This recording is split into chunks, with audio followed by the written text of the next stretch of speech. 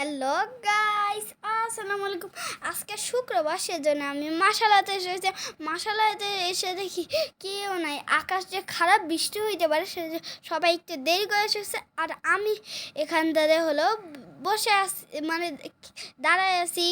Guys, এখন আমি সবার ফার্স্টে আসছি না, সেজন্য স্যার এসে বলতেছে আমাকে, আজকে তুমি সবার ফার্স্ট। আমি বললাম হ্যাঁ, সব স্টুডেন্ট চলে আসছে, এখন আমাদের দৌড় হচ্ছে। দেখেন আমি ওইটা মধ্যে একদম ফার্স্টে আসছি। দেখেন ছোট্ট একটা ছেলে না, ওইটা আমি।